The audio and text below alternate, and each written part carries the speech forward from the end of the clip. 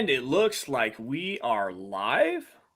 Give me a second, guys. Got to get our wonderful Facebook groups joined in with us so we can have all of the wonderful Mile High Huddle community here on a great Friday evening. We're not quite ready yet. We've got some errors going on. I do apologize for that. I know that. Well, maybe we're gonna have to run without Facebook because they're not wanting to come in.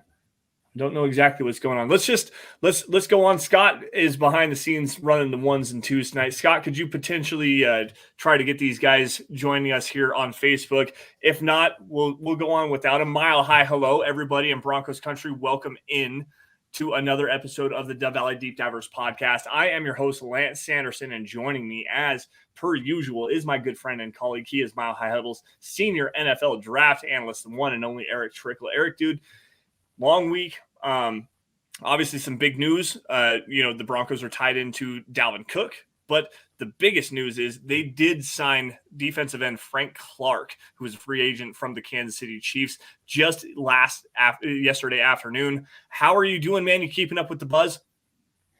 I'm doing good. And yeah, I mean, I was sitting at the computer working on an article about veterans that have the most pressure on their shoulders. And I click over to Twitter real quick, and there it is. Frank Clark is signing a 1-year deal. Mm-hmm. And I don't want to say I was excited about it. I have issues with Frank Clark, but I was happy they brought in another pass rusher because we've talked at length about how weak this pass rusher unit is and how many issues they have staying on the field. And Frank Clark, yeah, he's missed some games, but he's been pretty reliable to see 14, 15 games a season.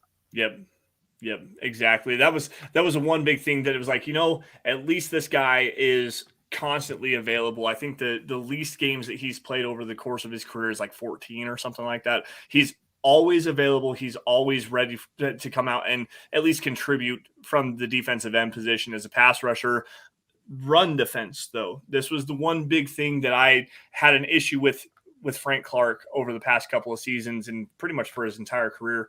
This dude is, again, not a very great run defender. Like he's okay. He's a guy that can go out there and at least show some effort and make some plays in the backfield, but he's not a guy that you really want to see standing up on the edge on the front side of defense of the defense against the run.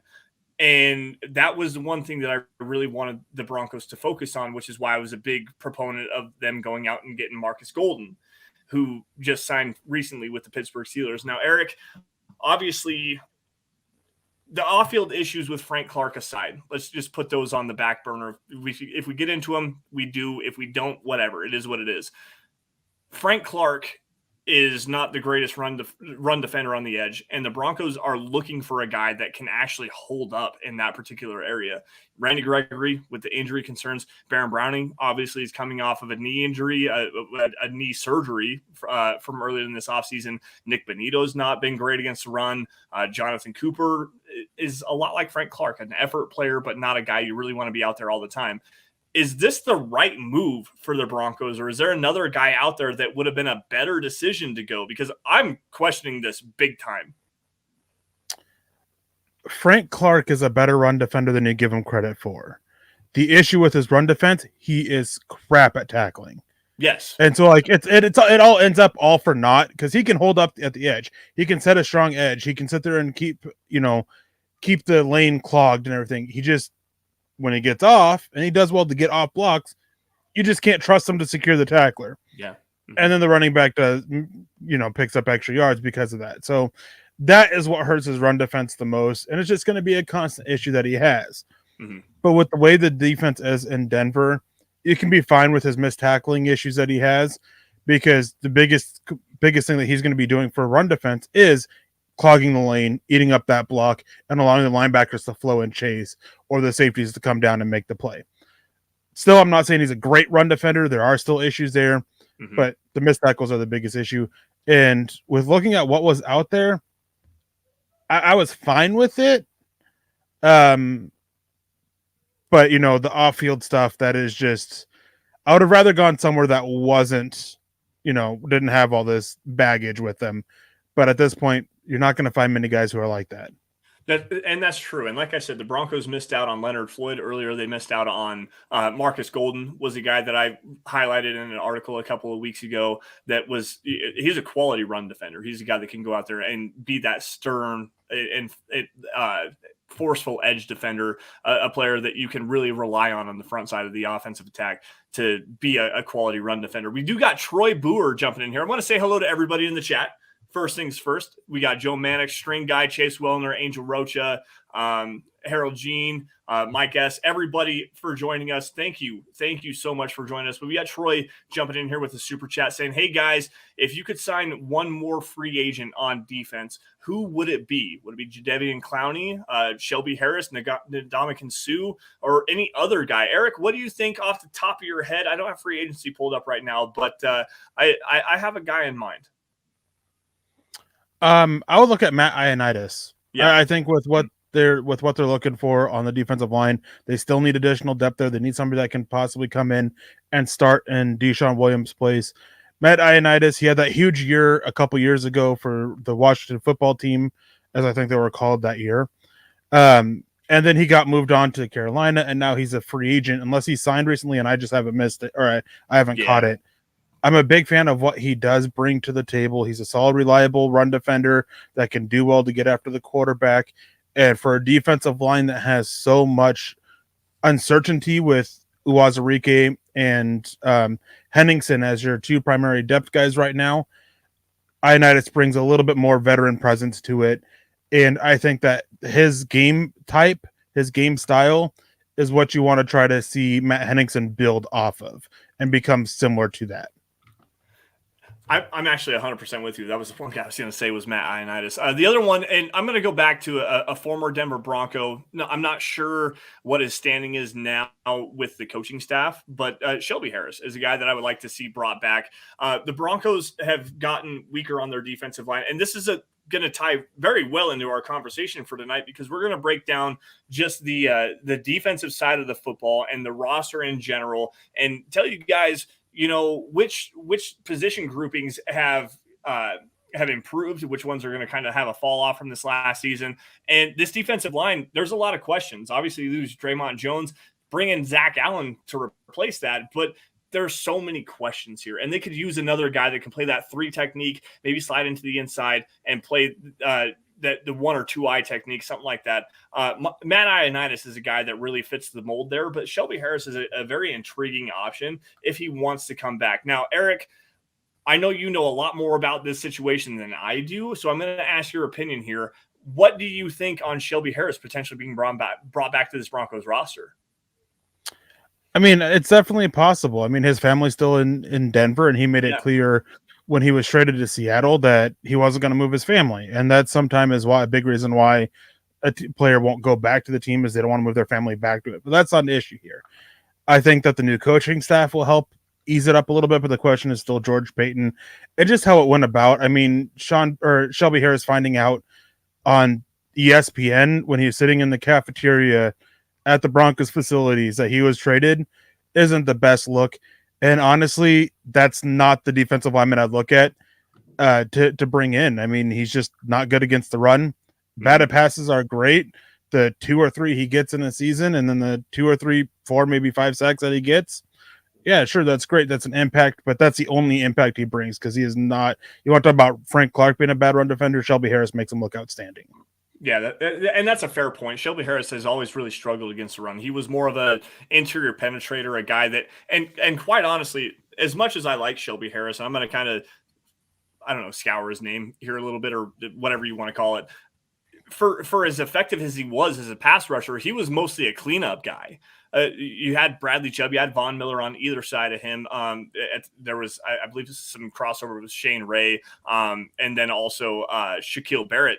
Those guys wreaking havoc across the edge really kind of made quarterbacks step up into the pocket, where Shelby Harris was able to, just to be the finisher of the play. So there's some issues, not only with the run, but also with the pass rush. I just think a familiar name is one that we need to talk about. I got another guy for you, though, 28 years old from Jacksonville, Dwayne Smoot. is an interesting name here. He had a really good game against the Broncos in London this last season. A guy that can play inside, can play a little bit on the outside as well, but mostly going to be a 4-eye guy. What do you think of Dwayne Smoot? Is that an option here? 1 second here. I got to pull him up because I'm trying to think. I thought I saw that he signed somewhere just a couple days ago. But apparently I must have been a visit or something. Okay. Because he's still a free agent and he's fine. He's a little bit undersized. He's more of a tweener. Yep. He's not a true defensive end. He's not a true edge rusher, especially in the scheme that Vance Joseph likes to run. Yep. Exactly. So if they want to find themselves a little bit of a tweener, then sure. Like he can be a guy that they can use in a versatile way, but he's not a guy that I'm looking at to step in and say, yeah, you're going to be a starter on this defensive line. Because for me, that's what they need on this defensive line. They are lacking a starter. Yeah, 100%. You know, Jonathan Harris is a guy that's on this defense. You know what? Let's dive into this topic of conversation here. Obviously, going into to 2023, there's a lot of optimism. You know, this defense is maintained relatively intact. The offense, you know, it has a lot of the same players as well. The coaching staff is really the biggest difference here.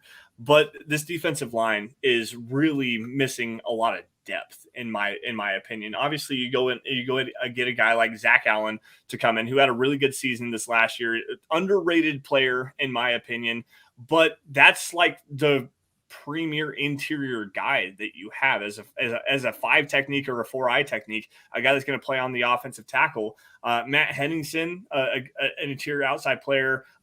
You've got Jonathan Harris, Jordan Jackson, Hagai Nbuisi, the Nigerian, I believe is where he's from, player that the Broncos got in the Culture Club. I can't remember what it's called. Regardless, but Mike Purcell is still on the roster. Ioma Wazarike, and then DJ Jones, who was an absolute superstar this last season, comparatively speaking to everybody else on this roster. Eric, my big question here is, what do you think of this defensive line? Are we going to see some improvement from this year, or are they going to have a big drop off? I mean, you're hoping for a huge step forward from Uwazurika and Henningsen. Mm-hmm. You're hoping that one of these young guys, undrafted free agents or second-year guys, take a step forward that aren't Uwazurika and Henningsen. Because right now you're betting on DJ Jones and Zach Allen as your 2 starters, and maybe Mike Purcell is your 3rd guy. Maybe you're moving DJ Jones out to a 4-eye technique, which he didn't do that well last year. And really wasn't what he did best in San Francisco either. So putting him out of position to accommodate a 3rd starter, it's tough because even for me, I like Zach Allen. Don't get me wrong. I like what he brings. He's a better run defender than Draymond Jones, but still he is a step down in quality as a pass rusher than Draymond Jones is. And I don't think his step up as a run defender is a huge significant, or a huge mark. So it's a step down there for me overall. I mean, with this topic about what ones have improved or haven't improved, defensive line hasn't improved. They've gotten worse. They've lost a starter who was like 500 snaps on their defense last year, and they haven't replaced that. So I like the potential of it, but right now it is just potential on this defensive line. Yeah, absolutely. And I want to go to the 320-pound elephant in the room here in Mike Purcell, who has been a solid player. I'm not going to disparage his name 100% here, but he is not a guy that you want to be out there on the field all the time. He's a great run defender, but the last couple of seasons, he's really taken a step back in that fold. 2 years ago when they signed him to that extension that he got, he was one of the best run defenders in the NFL. And there's not another guy behind that. Quite honestly, the only other nose tackle, a guy that can play the 0 technique or 1, play over the top of the center and eat a whole bunch of space and just be a quality run defender, is PJ Mustipher. And he's an undrafted free agent out of Penn State coming into this season. And quite honestly, he's not a tremendous run defender either. So the Broncos have a lot of holes on this defensive line, specifically along the interior. The edge defender group, we're going to get into that here in just a second. But this defensive line, you got DJ Jones, like you said, Matt Henningsen and Wazarike, they really need to take a step forward. Jonathan Harris has kind of hung around. you're relying on a lot of unprovens here, and then an aging veteran that doesn't bring you much more than quite honestly, one down defender as like a first down defender in Mike Purcell. They got to get better along the interior 100%. I think this group is going to take a step back this season. They really need to add some more depth. Yeah, Harold Jean has a good question saying, who's the best run defender in our budget on the market still? And this goes back with Troy Boer's question beforehand about still signing somebody on the defensive line. Matt Ioannidis, that's the guy. I mean, he's a good quality run defender. He's a solid pass rusher. He's a guy that, for what you're looking for, he can fill that role that you've lost in Deshaun Williams, because they've made it clear that the defense isn't changing a whole lot, especially up front. Well, who did Deshaun Williams' role for Carolina last year? And it was a somewhat similar defense up front, anyways, with what they did with the defensive line. It was Matt Ioannidis, and Matt Ioannidis had a better year than Deshaun Williams. Yes, he's still a free agent. I mean, it makes a lot of sense to bring in. I can't imagine he's going to be out of their budget at this point. He's a free agent that's been jumping around the NFL for the last couple of years now. So it just makes sense if you want to improve that offense, improve that defensive line, and get yourself somebody who can start. I got another name here. I'm looking through Free Agent Tracker on Spot Rack. Akeem Hicks, a guy that a lot of Broncos fans were really interested in bringing in when Vic Fangio was the head coach, obviously with the ties to Vic Fangio going back to his time in 2000, I believe 17 and 18 with the Chicago Bears. What do you think of Akeem Hicks? Aging veteran, a guy that still has a little bit of gas in the tank, kind of has fallen off over the last couple of seasons, but if nothing else, you're bringing in a veteran body that has experience that can come in and play a multiple different positions. That you can play the 2I, the 3, maybe even outside to the 4. What do you think of Akeem Hicks? Is he a guy you got your eyes on? No, at this point in his career, I think he's just kind of limited to a 0-1 technique. Okay. And I mean, if you want to bring in additional depth there and have two people rotate at the position, because Akeem Hicks brings a little bit more on second and third down on obvious passing downs than Mike Purcell does. So maybe for that you look at doing it, but you're still missing another starter on your defensive line. And then you still have to accumulate DJ Jones, who is likely going to be playing a lot of 0-1 technique for the Broncos this year. Yep. Unless their plan is to go with DJ Jones as the 4I and then starting Mike Purcell. So he isn't what he used to be. Injuries have derailed him. Age has caught up to him. He still has a little bit of gas left in the tank, but he is very much a more just interior in the middle kind of guy at this point.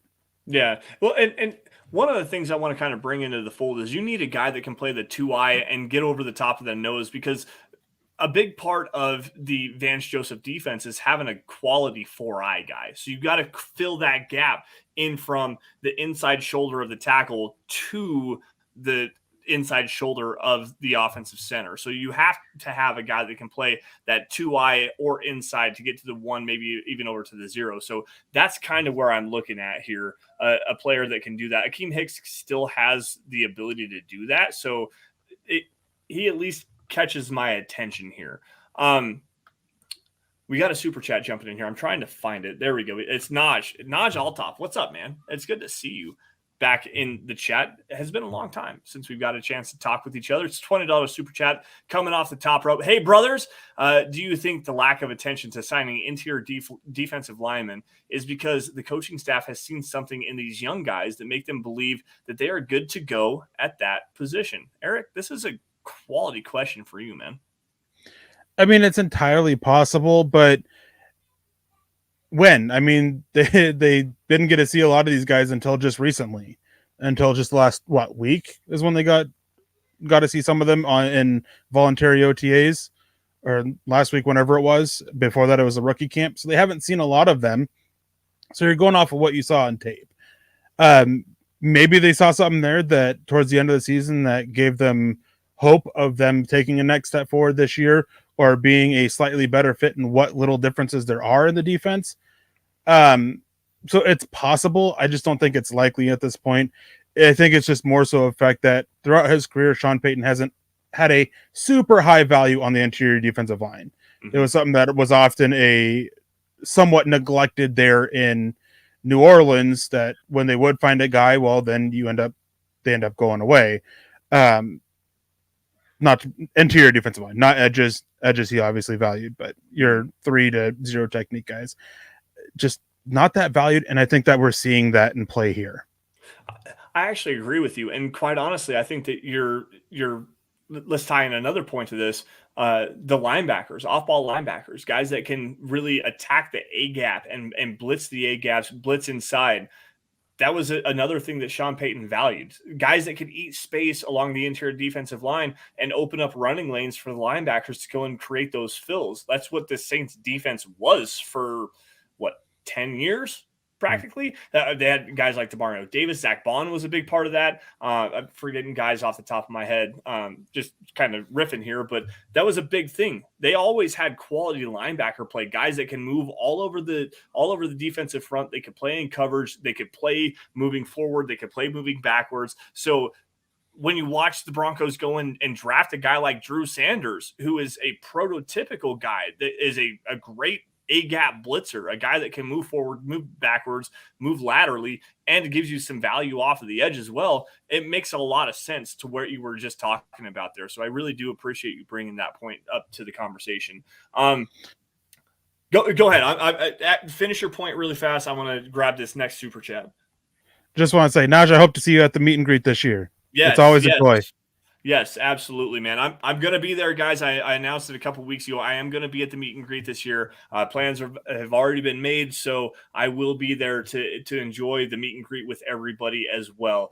Jason Bruton jumping in here, saying with the $10 super chat. Thank you, Jason, for that. And also a new name.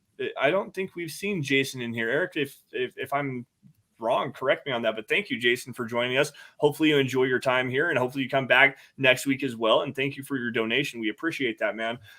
If Wilson does poorly, talking about Russell Wilson here, if Russell Wilson does poorly again this year, let's try for the first cross-sport trade and get Nikola Jokic as the quarterback. This dude is always dropping dimes.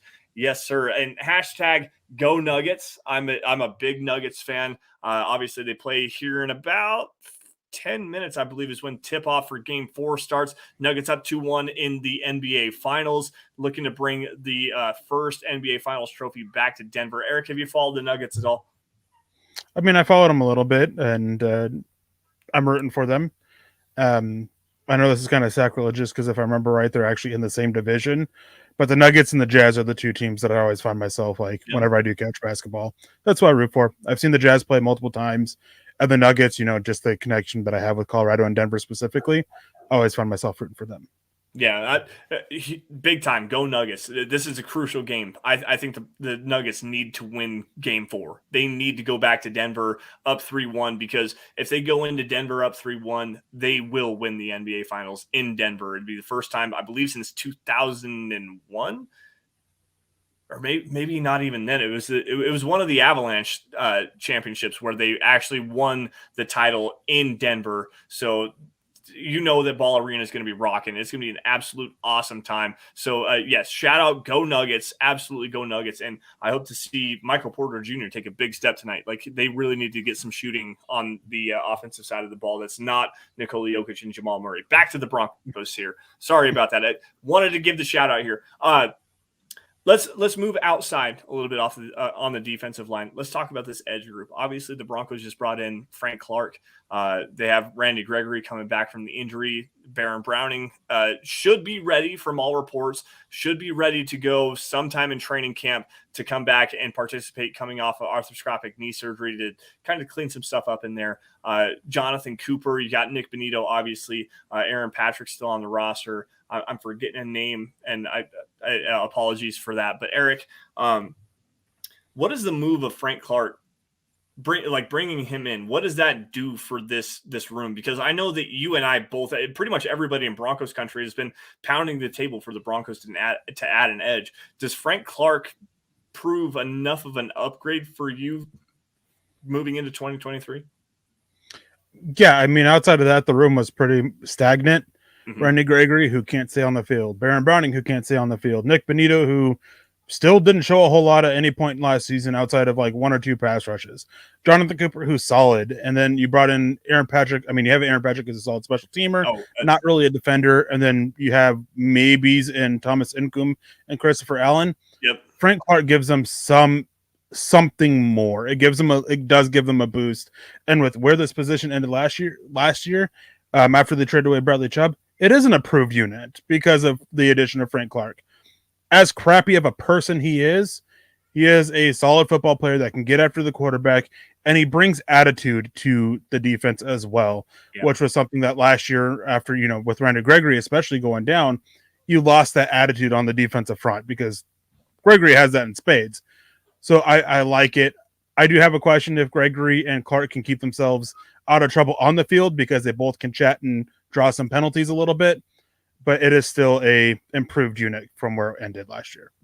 I think so as well. And quite honestly, I want to go to the last two guys in this room, and Thomas Nkoum, who is a damn good run defender. If nothing else, like he's super raw as a pass rusher, but this dude knows how to get after it in the running game. Like he knows how to fill his gaps. He's a really good tackler in the backfield. Very high upside guy, but you really want to see more as a pass rusher. I want to ask you specifically, though. You talked about Christopher Allen. He was an undrafted free agent out of Alabama this last season, a guy that was really unheralded in that Alabama defense for what he was able to do, both as a pass rusher and as a run defender. Do you think that he might be able to crack this opening day roster? Like, he's going to be a guy to look out for on the practice squad, but do you think that Christopher Allen could knock off a guy like Aaron Patrick, who's going to be a special teams player for sure? But is there enough upside with Allen that he could be a final guy, like the fifth edge on this team? It's possible. An edge is a position where maybe you see someone like Jonathan Cooper get moved during training camp to help ease it up or ease the congestion that they have at the bottom of the position. It's possible he does. It would depend on how Christopher Allen does on special teams, which, if I remember right, wasn't a whole lot of exposure in college, and what exposure there wasn't that great. Right. And this is a special teams unit that wasn't good last year, and losing Aaron Patrick was a huge injury that they suffered on the special teams unit. I mean, while they weren't great beforehand, they got significantly worse after he got hurt. So I'll be curious to see if Christopher Allen can. Obviously, there's the whole thing of if Aaron Patrick will be ready to go by the start of the season too, with when he got hurt. But I think right now, Thomas Nkoum has that final spot over Christopher Allen when it comes to the edge room, just because Nkoum, he's shown he can be a solid special teamer. He's a solid run defender, and he's got plenty of upside as a pass rusher. And there's some tools already there to work with, and there's not the severe injury history. Yeah, he's got bend, man. I was watching some tape on him the other day, and he's got a lot of bend for a guy like that developmental player. There's a lot to like about Thomas Nkoum. Harold Jean jumping in saying, will Aaron Patrick be on the roster this season? He tore his ACL versus the Rams. That also ties into this conversation, and could be a reason why. It happened earlier in the season, though. It wasn't against the Rams. It was week 6. I'm trying to remember. It was week 6. Right. You're correct on that. It was. I'm trying to remember exactly what happened. He was running off the field essentially, and he stepped on one of the mats that covers the cables on the side of the field. Yep. And he actually, I think, sued the NFL for that, or sued. He's suing the team and the stadium caretakers and the NFL over it. Yeah. It's actually kind of an interesting story to follow along there. Let's transition back just a little bit here. Let's go back to the off-ball linebacker position. And I want to bring another one that's going to tie everything in together. I mentioned his name earlier. Obviously, you've got Josie Jewell and you've got Alex Singleton, guys that are coming back for this year that played very well this last season. But a guy that the Broncos just drafted in Drew Sanders. Let's tie him into the edge room just a little bit, and what he could potentially bring as a blitzer coming off, or potentially as an edge defender. What is his role on this team moving forward in his rookie season? Like, what do you expect to see from him going out in 2023? I mean, it really depends. I still think that there's a chance that he can end up as a starter. There's been, rumblings of moving on from Josie Jewell with the expensive Alex Singleton and freeing up a little bit of money from Josie Jewell. which makes even more sense now when you add Frank Clark, because the Broncos sit about 5.56 million left in salary cap after eating 6.5 million for Frank Clark's deal. 1 million possibly, if he reaches it, will come against the camp next year for it, because they're challenging bonuses. But it's so with that in mind, even if he doesn't, I think he's still going to have a sizable role, and it's going to be very down and distance dependent, because he can line up, as an off-ball linebacker and blitz the A gaps. He does do well in dropping in coverage in certain zones that you can try and bait quarterbacks a little bit with that, and you can even drop him down and play the edge and just provide a little extra oomph to your pass rush, depending on, again, the down and distance. Third and like 15 plus, yeah, you may as well, and then stack up heavy on the defensive line with your pass rushers and let them all go after it. So I think he's going to have a pretty sizable role on defense, even as a rookie, no matter what happens with Josey Jewell. If Josey Jewell does, get let go or traded or whatever, then I think obviously he's going to step in as a starter. Well, I guess the one big question I have to piggyback off of that is the Baron Browning knee injury, the knee surgery. Is that a potential opportunity for Drew Sanders to see the field even earlier? Because they do a lot of very similar things. Like Baron Browning can play off the ball. He's not the best in coverage, but he at least has the ability to do that. And he's a very a high quality blitzer coming on twists and stunts, playing on the edge. I'm not talking like off ball, but blitzing the A gaps.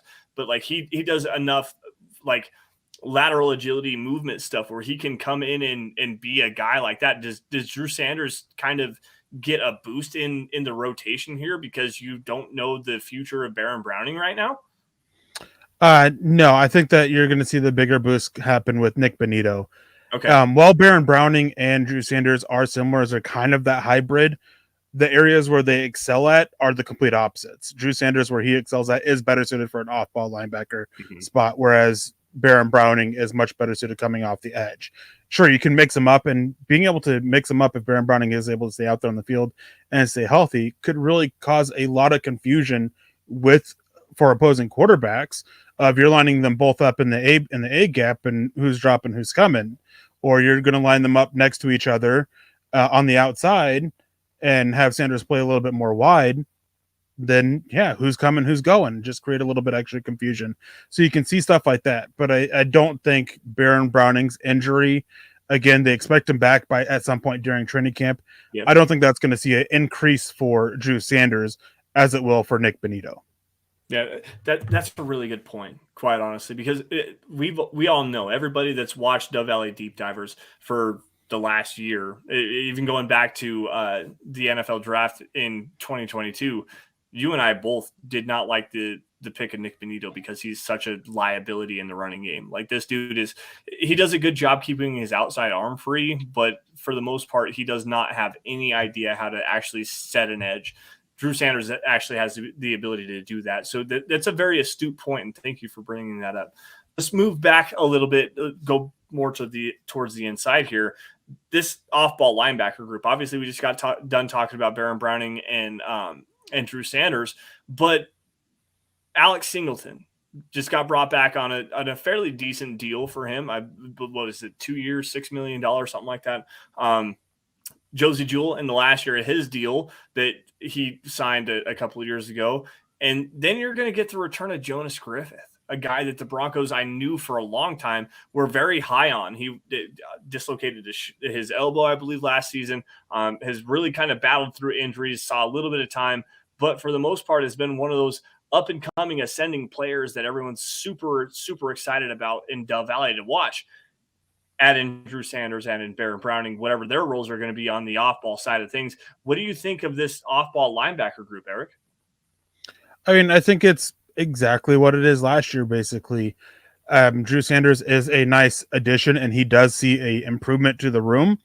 But again, you're still looking at, you have Alex Singleton and Josey Jewell. Those are your presumed starters right now. Obviously, Alex Singleton back will definitely be after his 3-year, $12 million extension that he signed. Josey Jewell, there's still the question there. Maybe something happens during training camp. Drew Sanders shows out, and they're like, okay, yeah, we're ready to move forward with Drew Sanders, getting him out there on the field right away, which wouldn't be, so out of the norm for Vance Joseph. he likes to get his rookies, especially the versatile linebackers that he has worked with. He likes to get them out there on the field right away. So maybe they make a move on from there. Jonas Griffith, probably just a special teams guy this year. Injuries really derailed him last year. I mean, he got hurt there in the preseason, caused him to miss some time, and then he never really took a step forward after some of the promise that he showed in the season at the end of the season before that. So overall, it's a solid group. I mean, they don't have that star at the moment that everybody thinks that you need at linebacker, but it's a group that can work and can see a solid defense be built around. So just a matter of going out there and executing and getting the job done, which that is always the question with any position and any player, any team. Yeah. So one of the biggest issues that this Broncos team has had over the last seemingly 25 years is covering tight ends. And Josie Jewell, while he's a very heady player, understands where he needs to get to his drops, understands, passing concepts, route concepts, stuff like that. Alex Singleton just flies all over the field. Drew Sanders has the ability to, play in coverage and rush the passer, just be an overall dynamic player for a defensive front. What do you think of this team going against the Kansas City Chiefs right now and Travis Kelce, who's obviously the best tight end in the NFL? Is this still going to be a problem, or are the Broncos actually going to have a tight end eraser on this roster? Well, to start off with, the issues against the tight ends for the last 2 years have been greatly exaggerated, and they haven't been as bad as the Broncos have. In fact, or as a lot of people make it out to be. In fact, last year, up until like week 13, they were in the top 5 when limiting tight ends. Mm-hmm. And there is no eraser for Travis Kelce. That's a myth that fans want to see, but there isn't any such thing. Everybody talks about Devin White erasing him in the Super Bowl. He still had a pretty darn good game. Hit 11 catches, 135 yards. 11 catches, and if you're sitting there and having to focus your coverage around him, like the Tampa Bay Buccaneers did, they still managed to go and win the game, but it does open up other people. And again, Kelce still made his plays. Travis Kelce, he's had his moments against the Broncos, but he's also had some issues against them as well over the last few years. This last year, he only caught just over like 110 yards between both games against them. And I think 1 touchdown in last season. So he can be slowed down, he can be limited, but there is no eraser. You don't have to worry about that. You just got to figure out what you can do to erase them without, creating an opening for somebody else, which is what the Broncos have done. And they did it last year against Darren Waller too. They limited what Darren Waller was able to do for the Raiders, but then they just let Josh Jacobs control the game. Yeah. Keith Brugman jumps in and says, nobody stops Travis Kelce. Like, name a team that does. It's not possible. When you have a mismatch like that, a guy that understands, the soft spots and zones, understands how to get open, understands his body control and stuff like that. Like, nobody stops Travis Kelce. There was another question. I forgot what I was going to ask you. I do apologize for that. We got a comment coming in here from a Facebook user saying, good evening, Lance, Eric, and Deacon Scott. Coming in late in Facebook stars isn't working. Just wanted to say great show. And thank you to whoever this is. I do apologize for not being able to see your name. There's a user sharing issue on Facebook right now. We're not allowed to stream to Facebook for some reason. Don't know exactly what's going on. And we apologize. And thank you for your support. I do want to say thank you for that. It means a lot to us. Absolutely means a lot to us. You guys are what keeps the lights on here at MHH. You help us do everything we can do to cover the Denver Broncos. It gives Eric a full-time job opportunity with your guys' support. So thank you for joining us. We definitely appreciate that 100%. And we do apologize for the technical issues over on the Facebook side of things. Unfortunately, we couldn't figure that out before. Oh, Facebook just connected. So sorry that we're late to Facebook. We do apologize for that. Obviously 40 minutes into the show right now. So thank you all for joining us here on Dove Valley Deep Divers. We appreciate every single person for joining us every single night. across all of the Mile High Huddle shows, and especially here on Dove Valley Deep Divers here on a Friday night.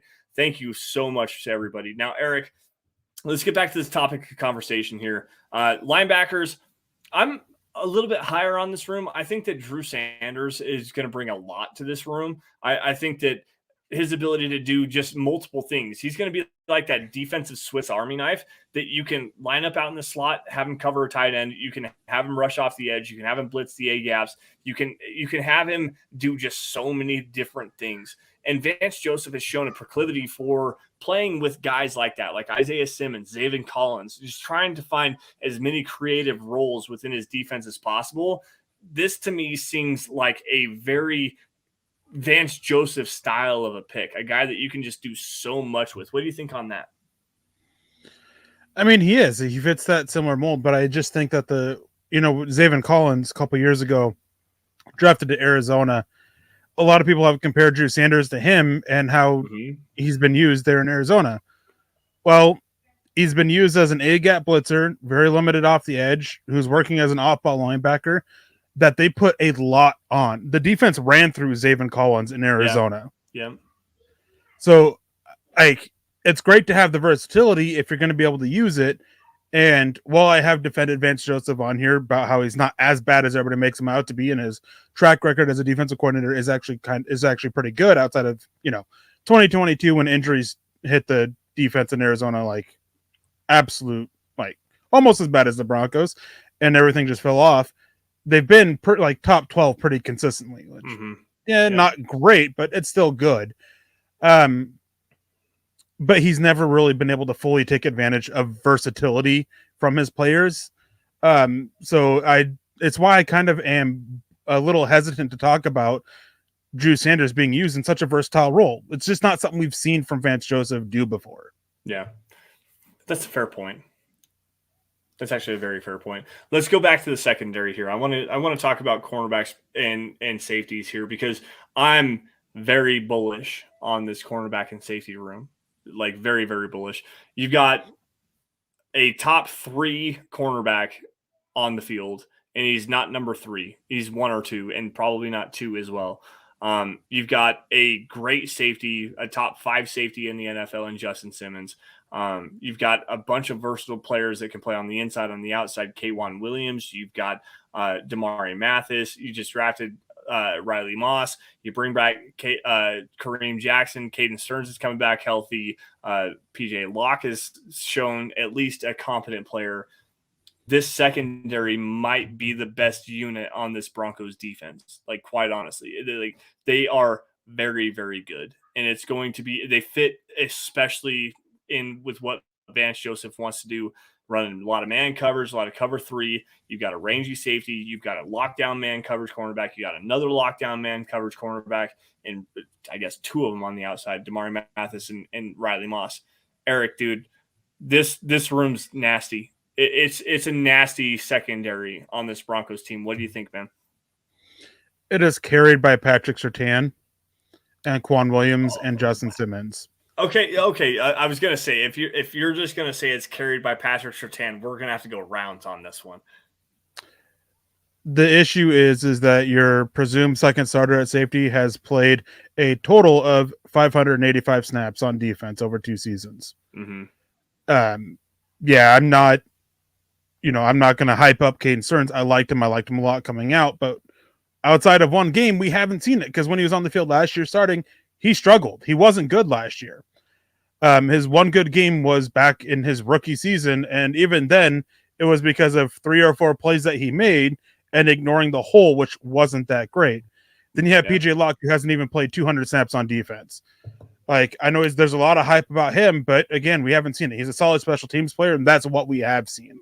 Kareem Jackson, he's old, he's over the hill, he's veteran presence, he's veteran insurance, but the dude can't run. We saw him get beat because he's so slow and so late to react multiple times last year, leading to points for the other team.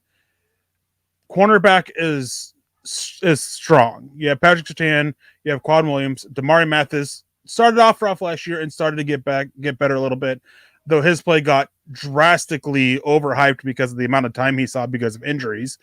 He was good, not as great as a lot of people are making up to be. I'm excited about the addition of Riley Moss, but you have Asang Basi backing up in the slot, and that's just a no-go. Tremont Smith, he's been brought in for special teams ability and returner. You have Jaquan McMillan, Delonte Hood, Fayon Hicks, and Art Green all competing for the rest of it. And I'm not sure there's a spot for any of them unless they are able to beat Asang Basi. Because you have 4 guys that I have that are basically set to make the roster. One guy who's essentially set because of special teams and Tremont Smith. So that leaves Basi and the other 4 to compete for the spot. It is the best position. It is the best grouping there is on the Broncos defense, but it still isn't a outstanding group by itself. Right. No, I don't disagree with that last statement. Not 100%. I do agree with that. There still needs to be a lot of improvement, and I'm basing my hype up here. First things first, we got Michael Ronquillo jumping in here. Good evening, Lance and Eric on Dove Valley Deep Divers. Go Broncos and buck 'em with a B. By the way, YouTube, don't cancel me. He was watching on YouTube as well, so thank you, Michael, for joining us. As always, it's always good to see you and appreciate your support. We got Greg Smith jumping in here. Good evening, Broncos country, Denver Broncos for life. So thank you, Greg, as well. Keith Brugman jumping in here saying Kareem Jackson had a career high in tackles last year. And I want to grab this for a second. And it was because of the assisted tackles he made. Mm-hmm. He had 39 assisted tackles last year because of how late he was. 55 of them solo, which was about middle of the pack. But one thing that I have heard coaches say over and over again, when your safeties have a high tackle count, it's not a good sign. It's a bad sign. It reflects badly on the defense in general. And it's even worse when it's a high amount of assisted tackles for it. It was great that Kareem Jackson had those tackles and everything. But I mean, the missed tackles, the missed plays that he had because he was out of position, because he was late to react, the amount of touchdowns he gave up as a result of that, like, it's just clear he's lost a step.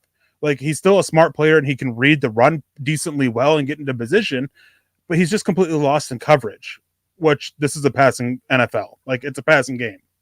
So to me, and Keith, I appreciate you for bringing that in here. That also goes to show the lack of ability to stop the run on the edge this last season. After Bradley Chubb left, it was awful trying to stop the run, and people got outside of the tackles often.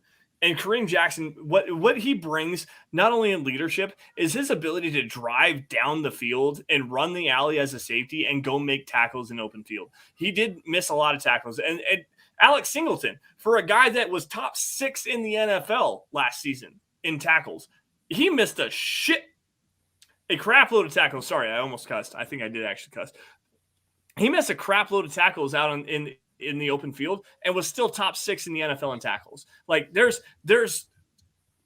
a point of being an effective tackler and actually being good as a player. And Kareem Jackson, where he was out there cleaning up tackles, he was not great in coverage. Like, he's a great player moving forward. He brings the physicality. He does a great job in run support, but he's also bad in the back end. He doesn't have the hip fluidity anymore. He doesn't have the first step acceleration you need to have as a backside safety. He doesn't have the ability to do and play what the Broncos need him to do. He's going to bring leadership. He's going to bring ability in the red zone. I think that his football IQ, his ability to play in the red zone, put himself in the right position, and then go make a play on the football in the red zone is a very great thing to bring. I think he's here for a bigger role more than on the field. I think he's here for the locker room. You've got Ken and real Stern. Quick. Go ahead. I want to finish my thought. Go ahead. And since you're talking about missed tackles, Kareem Jackson also had his highest number of missed tackles last year and his highest percentage of it. He missed 17.4% of his tackles, 19 of them. Yep. Missed tackles were always an issue with Kareem Jackson, but the last 2 years, it broke over 15%, both years. He had 1 year where he was right at 15% and everything else was below that. So missed tackles have been an issue for Kareem Jackson, which brings into reliability issues that were always there. And when he is late to react and he ends up being essentially literally the last line of defense, when he misses a tackle, well, then that's an extra 10, 15 yards that the offense is getting, because you have to hope that Justin Simmons or Caden Stearns or whoever was next to him is able to react in time and bring down the ball carrier. Last year was also when he played the most snaps ever in his career, playing 1,137. What 99% of the snaps? I think he only missed one. I think he only literally missed one snap on defense this last season. It's if it's not one, it's very close to one. With Kareem Jackson, I want to finish this point here, and then I've got a question here because people have been talking about it in the chat, and I want to acknowledge the chat. But with Kareem Jackson, he's not here to be a full-time player. And if he is, then this is piss poor management by the Broncos. He's here it means that Caden Stearns didn't step up. What that's also a very astute point. But he's here to mentor these guys. Like Caden Stearns is a prototypical Kareem Jackson replacement. And if he's not the prototypical Kareem Jackson replacement, then JL Skinner is. The Broncos went out and picked a guy that was widely considered a top 100 player in JL Skinner. They got him in the 6th round because he tore his pectoral muscle going into the NFL Combine training. So you've got a guy that is a 6'4", super long player that plays very well moving forward and attacking ball carriers, is a great tackler. That's the guy that I think that the Broncos are looking for Kareem Jackson to mentor, quite honestly. Let's see. Justin Simmons is in his 30s. You shouldn't need Kareem Jackson as a mentor with Simmons on the team. I disagree with that. And the reason why is because Justin Simmons has never been that kind of a player. He's a leader off the field. He's not a leader on the field. He needs to be a leader on the field. He does. He's one of the best players you have in your secondary, on your defense. He needs to be a leader on the field. Yeah, absolutely. And I don't disagree with that. But that's not the type of person that Justin Simmons is. He's not Then he's not worth what he's getting paid. Oh man, we could go down a rabbit hole on this one. We're running out of time. I don't disagree with a lot of what you're saying, but for the type of exactly the point I'm making, for how much he makes, you're not paying him just for his play. You're paying him to be a leader on and off the field. Hey, we see it off the field. Show it on the field. That has always been the question of Justin Simmons. Right. If you want to stay around, if you want to be extended, if you want to remain a Bronco, he needs to finally step up in this leadership thing. And it's something that he knows. He's talked about it. He just hasn't done it yet. Right. And if for how much you're paying him, for his age, for his experience that you're having, you shouldn't have to have Kareem Jackson on the roster to just help coach up the young guys. That should be part of Justin Simmons' responsibilities. Well, I guess this goes back to it.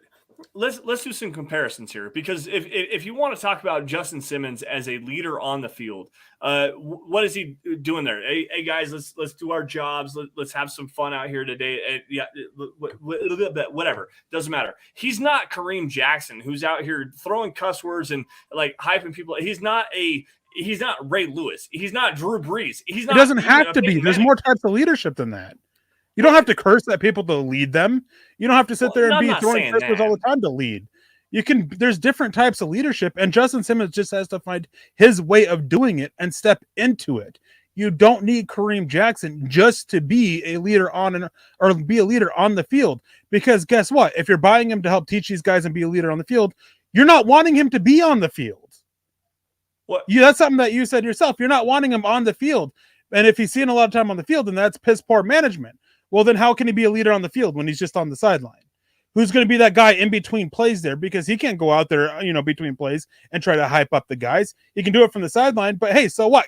So can everybody else. Right. Like, it is time for Justin Simmons, and it's not just because of what you said about Kareem Jackson. It's because I'm tired of whenever we talk about Justin Simmons, it always gets ignored that he's not a leader on this defense. He doesn't have a voice on the field, and he needs to find it. No, you're absolutely and correct. That's part of what leads my frustration whenever we discuss Justin Simmons or anybody discusses Justin Simmons. Nobody is willing to sit there and mention that. They talk about how great of a leader is he off the field, all the stuff he does off the field. That is great. Don't want to take away from that. That is awesome that he does all that. But we saw that Von Miller, he got crapped on for years because he never really developed into a leader on the field, despite what he did off the field. Mm-hmm. Why is Justin Simmons getting a pass for it? He doesn't deserve it. He doesn't need it. And you don't need when you have somebody like him who can be as vocal as he is off the field, you should be able to see it on the field as well. Why haven't we? That's a great question. And again, you bring another very astute point to this. I guess my thing is I'm not looking for that from a guy like Justin Simmons. And Why? I'm not sure. I don't have a tangible reason to put on that. I really don't. And I think it's because of the person that he is off of the field. He does need to bring that to the field. He does need to bring that the vocal leadership, the want to do everything. When you watch him on the field, you just know he's going to be a great player, and he covers up for everybody else's mistakes, but he doesn't ever raise anybody except his own. Well, yeah, I mean, he makes plenty of mistakes, but he just makes absolutely. Some of those big plays help cover up for it. And Justin Simmons is good. Well, he's a good player. Yeah, everybody makes mistakes on the field, I don't know. I guess I'm voicing my support and frustration with Justin Simmons in the wrong way here. I don't want to continue on this conversation, to tell you the truth. The one thing that gets me is that you bring a guy in like Kareem Jackson to be the guy that is the ultra veteran guy, the savvy guy, the guy that is going to show these young guys how to play a role that they need to fill. Because Justin Simmons has his own role. Like, he is his own player in this defense. You're looking for a player that replaces Kareem Jackson. It's a lot like going back to the TJ Ward conversation back in 2015, 2016. You have the enforcer role. The Broncos don't have that right now. They don't have a player that actually fits that mold. Justin Simmons was like Darian Stewart. He was the guy that ranged on the backside. It was a guy that brought some physicality, was a playmaker. TJ Ward was the guy that brought the attitude. He was the guy that literally punched you in the face every single play. The Broncos don't have that right now. Kareem Jackson was that guy, and they're looking for that replacement. Justin Simmons is not the guy to teach anybody to do that. He's not that type of player. He's not that type of leader. He's not that type of attitude. Kareem Jackson is. So I'm assuming that you wanted to touch on Cook real quick before we got out of here. Yes, I do. I do actually want to grab on this. I was a big proponent, like a big guy that wanted the Broncos to come in and sign Dalvin Cook when he was officially released from the Minnesota Vikings. We'd all talked about that for 2 weeks now. And then they went out and signed Frank Clark, and I was superiorly disappointed. Eric, I know that you were not necessarily very happy about it. I know a lot of Broncos country is very high on the move. I'm not. I think that while the edge room needed to have an addition to it, Frank Clark is not the right guy. The running back room needs an addition, and they need a guy. They need a legitimate player, and Dalvin Cook was that dude. Eric, do you think the Broncos still have the opportunity to sign him? Is there a way that they can move some money around, whether it's through Cortland Sutton, Tim Patrick, maybe even Randy Gregory restructuring some stuff to figure out a way to get Dalvin Cook on this roster? Because they need a guy. They need a player at the running back room. They need one. I mean, there's always the possibility of restructures. I wouldn't touch, Cortland Sutton's contract. I wouldn't touch Justin Simmons. I wouldn't touch Randy Gregory's. I wouldn't touch anybody who you're uncertain if they're going to be part of the Broncos this time next year. And those are all guys that you don't know that. Justin Simmons, his name came up in trade rumors. Garrett Bowles, his name was part of trade rumors. Cortland Sutton. There's a reason why those guys, Randy Gregory included, were 4 of the 5 veterans with the most pressure on them, because we don't know if they're going to be here next year. So you're not touching their contract because you want to leave that option open. If you want to add up additional cap space, because you're going to need it. If you want Dalvin Cook, you're not going to be able to sign Dalvin Cook unless it's for a multi-year deal where you have a low base salary year one, but high bonuses, high signing bonus to spread out the cap hit over multiple years. Right. Because Denver only sits about 5.56 million or so after the Frank Clark contract. Maybe, you go out of your way and you cut Lloyd Cushenberry and just say, hey, we're going to go and we're going to let Fuller, we're going to let Forsyth compete. Why Cushenberry? Because that saves you about $2.5 million against the salary cap. Mm-hmm. Maybe you look at Mike Purcell, who saves you a decent amount against the salary cap as well. Yep. Maybe you just part ways with KJ Hamler, who frees up just a little bit under around 900,000, which isn't a lot. There's not a lot of moves at this point that can free up a lot of cap space. Right. So I don't think Dalvin Cook is likely unless they get really creative with their structuring. And that creativity is going to be, they're going to commit to him for 2 to 3 years with a high signing bonus, low base salary this year, and then go from there. Yeah. What do you think about, and this is like off the wall chain 25 down the link of this rope. What do you think of Dalvin Cook trying to stick it to the Minnesota Vikings where they still owe him $2 million this season? Is there an opportunity for a team where it can offer him like a league minimum contract and he's still going to collect that money from the Minnesota Vikings? Because there is specific offset language in Dalvin Cook's contract where if he signs for over $2 million, the Minnesota Vikings are off the hook on that money. He was a quality cornerstone player for that franchise for 6 seasons and is one of the best running backs in the NFL. Is there a personal vendetta factor here where the Broncos could potentially get themselves off the hook because they have George Payton, the guy that drafted Dalvin Cook, 35th overall back in 2016, where they could say, you know what? We're going to bring you in, veteran minimum, screw the Vikings. You're going to carry over. They're going to pay you $2 million on the top. You play this one season here in a limited role. You're going to continue to get healthy because we've got Javonte Williams. We've got Samaje Perine. You're going to play in a 3 running back rotation. Is this a possibility or am I thinking like some crazy off the wall fandom theory here? So how offsetting works is he's owed that $2 million by the Vikings. Whatever he signs for, the Vikings don't have to pay that. Mm-hmm. So if he signs for $1 million somewhere, they still have to pay him $1 million, and then he gets $1 million for somewhere else. I don't think that's going to be a huge deal. Right. Okay. I think that he's going to want money or he's going to want a ring chase, and most likely he's going to want both. He is still solid. I mean, he still can carry the ball. He can still go and pick up 900,000 yards. He can still be a focal point on offense, really. So I don't think it matters. I think he's going to be looking for at least $6 million on average per year basis, if not more. So again, I don't see the Broncos being able to do that unless they get creative with it, or unless he's really willing to take a discount to return to George Payton, who was one of the guys in the front office who was part of the group that drafted him, and play for Sean Payton and an offense that is very obviously going to be run heavy with your top back who is recovering from an injury. So there are things they could do to sell that, but it's just a matter of you got to work that price down. Yeah. 30 seconds left here. We got Keith Brugman jumping in here. How about Kareem Hunt? I mean, they already added some crappy people, so why not add another one? To be fair, for as much crap as I give for being crappy people, I can't remember which coach it was that said it, but it was just a few years ago. And the coach said, you can't win championships with just good people. Every team that's won a Super Bowl, there's always been those questionable characters on it. Always. And always will be. Kareem Hunt, the football player, the receiving ability that he has, the running ability, he can work in this game.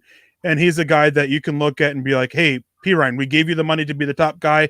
Well, Javonte Williams is recovering, and Kareem Hunt is the number 2. And then you don't have to worry about Kareem Hunt a whole lot of being like, we're still going to get your touches, but now we have our top 2 guys back. A 1-year deal, about maybe $2 million. That's what I would be looking at for Kareem Hunt. Yeah, I'm with you on that one. And that's quite honestly, in this situation, especially after bringing in Frank Clark, not to add another bad personality to the room, but Kareem Hunt is the guy that it really piques my interest. Like that's the guy that I think the Broncos should go after. And you're potentially going to get him at, like you said, $1-2 million a season, maybe 3. Bring him in here, let him be a guy that has bell cow experience, has starting experience, is a very good running back, better, like really good out of the backfield, good in pass protection, carries the ball really well, doesn't fumble the football very often. So Kareem Hunt's the guy that I have my eye on specifically. Michael Ronquillo jumping in here. We got to round the show out, guys. So thank you all for joining us. Michael Ronquillo jumping in here at the bell. A great show tonight. Lance and Eric on Dove Valley Deep Divers. Go Broncos and Buck 'em. Thank you, Michael, as always, for your support. We got Troy Boer in the house as well. Throwing out some support. Justin, I think Phil McLaughlin was in here as well. Thank you all for all of your donations. We definitely appreciate all of you guys for joining us. But guys, we have to wrap it up here. Thank you all for joining us here on Dove Valley Deep Divers podcast. You guys can follow us on Twitter by finding me at LanceS_MHH, for Eric at Erick Trickel. Also, guys, while you're at it, please make sure you follow the mother account at Mile High Huddle to get breaking news and analysis regarding your Denver Broncos. Also at DVDD_pod. That's the podcast account. You're going to find where we're talking about every single night. Facebook supporters, make sure you go to facebook.com/Mile High Huddle Pod. Join in the conversation. It's always going on over there. Get at us on Twitter. And guys, if you like what we're doing here, if you like the Broncos content we bring you, please subscribe across all platforms. It's a ticker on the bottom of the screen here. Subscribe across all platforms: YouTube, Facebook, Twitter, Twitch, Apple Podcasts, Spotify, wherever you get your guys' podcasts. Subscribe to Mile High Huddle. Like every video and article you guys see across all social media platforms. And if you love it, please share it. That's the best way to get in front of as many Broncos fans as possible, because without your guys' support, we could not do what we do best, which is cover your Denver Broncos. Now, Eric, as always, it's been a great show. Thank you for joining me. Thank you all for joining us. Any last words, man? Yeah, I hope everybody has a wonderful weekend. Enjoy your, breaks from work for those of you who don't have to work weekends, and stay safe. Yeah, absolutely. And I'm getting ready to go back and watch this Nuggets game. I don't know what the score is. Please don't spoil it for me in the comment stream. Go Nuggets. And as always, go Broncos. We'll see you guys same time, same place next week. You all stay safe and take care.